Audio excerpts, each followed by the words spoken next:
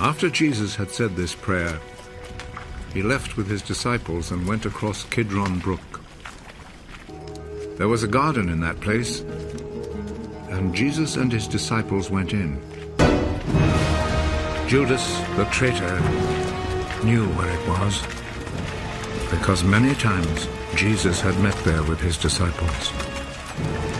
So Judas went to the garden, taking with him a group of Roman soldiers and some temple guards sent by the chief priests and the Pharisees.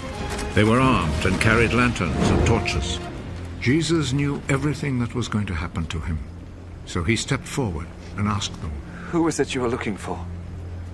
"Jesus of Nazareth." Judas the traitor was standing there with them when Jesus said to them, "I am he."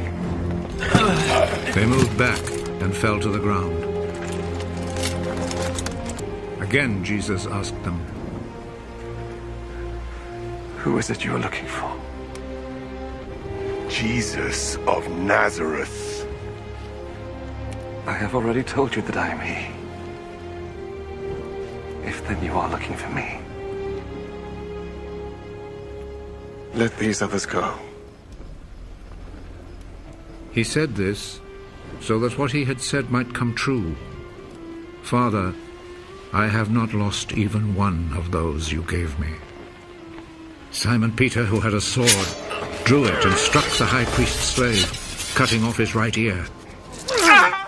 The name of the slave was Malchus.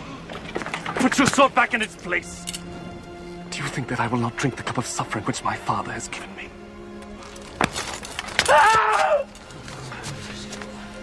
Then the Roman soldiers, with their commanding officer and the Jewish guards, arrested Jesus, tied him up, and took him first to Annas. He was the father-in-law of Caiaphas, who was high priest that year. It was Caiaphas who had advised the Jewish authorities that it was better that one man should die for all the people. Simon Peter and another disciple followed Jesus. That other disciple was well known to the high priest, so he went with Jesus into the courtyard of the high priest's house, while Peter stayed outside by the gate. Then the other disciple went back out, spoke to the girl at the gate, and brought Peter inside. Aren't you also one of the disciples of that man? No, I'm not. It was cold, so the servants and guards had built a charcoal fire and were standing around it warming themselves. So Peter went over and stood with them, warming himself. The high priest questioned Jesus about his disciples and about his teaching. Jesus answered, "I have always spoken publicly to everyone. All my teaching was done in the synagogues and in the temple where all the people come together.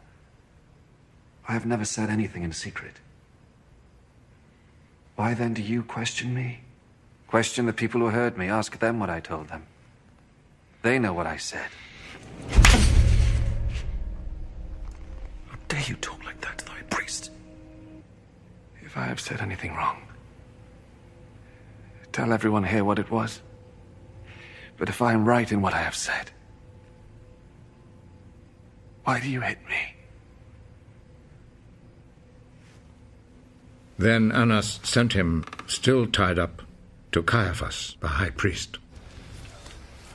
Peter was still standing there, keeping himself warm. So the others said to him, "Aren't you also one of the disciples of that man?" No, I am not. But Peter denied it.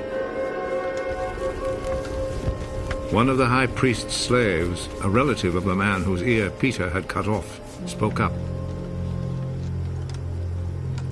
"Didn't I see you with him in the garden?" No. And at once, a rooster crowed. Early in the morning, Jesus was taken from Caiaphas' house to the governor's palace. The Jewish authorities did not go inside the palace, for they wanted to keep themselves ritually clean in order to be able to eat the Passover meal. So Pilate went outside to them and asked, "What do you accuse this man of?" We would not have brought him to you if he had not committed a crime. Then you yourselves take him and try him according to your own law. We are not allowed to put anyone to death. This happened in order to make come true what Jesus had said when he indicated the kind of death he would die. Pilate went back into the palace and called Jesus. Are you the king of the Jews? Does this question come from you? Or have others told you about me? Do you think I'm a Jew? It was your own people and the chief priests who handed you over to me. What have you done? My kingdom does not belong to this world. If my kingdom belonged to this world, my followers would fight to keep me from being handed over to the Jewish authorities. No. My kingdom does not belong here. Are you a king, then? You say that I am a king. I was born and came into the world for this one purpose: to speak about the truth. Whoever belongs to the truth listens to me. And what is truth? Then Pilate went back outside to the people and said to them, I cannot find any reason to condemn him, but according to the custom you have, I always set free a prisoner for you during the Passover. Do you want me to set free for you the King of the Jews? They answered him with a shout. Give us Barabbas! Give us Barabbas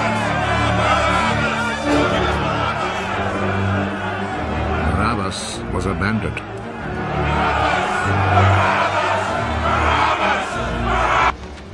Then Pilate took Jesus and had him whipped. The soldiers made a crown out of thorny branches and put it on his head.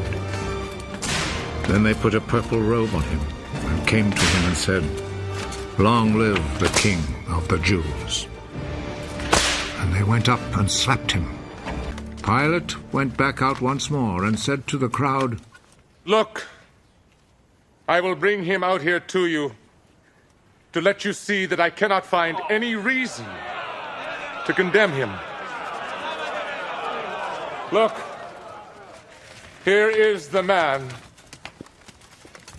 So Jesus came out, wearing the crown of thorns and the purple robe. Crucify him! Crucify him! Crucify him! You take him then and crucify him. I find no reason to condemn him. We have a law that says he ought to die because he claimed to be the Son of God. When Pilate heard this, he was even more afraid. He went back into the palace and asked Jesus, Where do you come from? But Jesus did not answer. You will not speak to me. Remember, I have the authority to set you free and also to have you crucified. You have authority over me only because it was given to you by God. So the man who handed me over to you is guilty of a worse sin. When Pilate heard this, he tried to find a way to set Jesus free. If you set him free, that means you are not the Emperor's friend.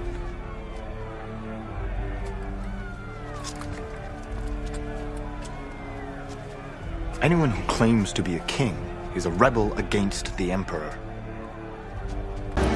When Pilate heard these words, he took Jesus outside and sat down on the judge's seat in the place called the Stone Pavement. In Hebrew, the name is Gabbatha. It was then almost noon of the day before the Passover. Pilate said to the people, Here is your king. Kill him.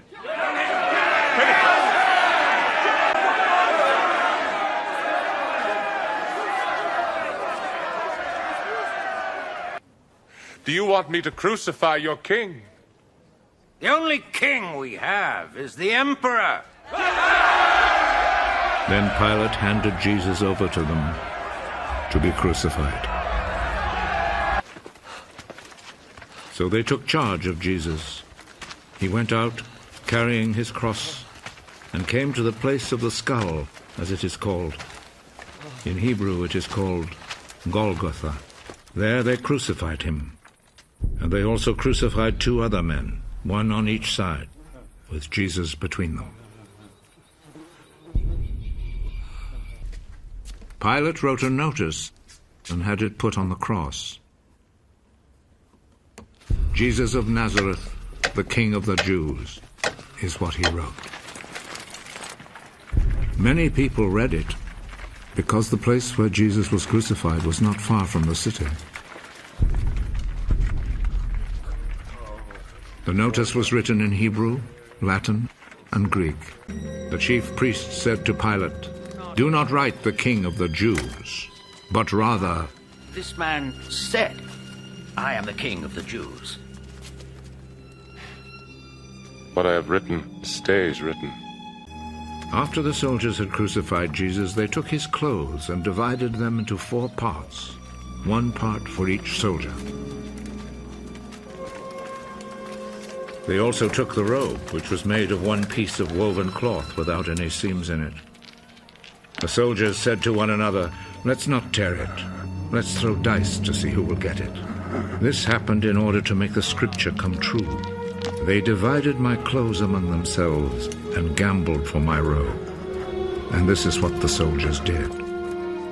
Standing close to Jesus' cross were his mother's sister, Mary, the wife of Clopas, and Mary Magdalene. Jesus saw his mother and the disciple he loved standing there. He is your son. Then he said to the disciple, She is your mother. From that time, the disciple took her to live in his home. Jesus knew that by now everything had been completed. And in order to make the scripture come true, he said, I am thirsty. A bowl was there, full of cheap wine. So a sponge was soaked in the wine, put on a stalk of hyssop, and lifted up to his lips.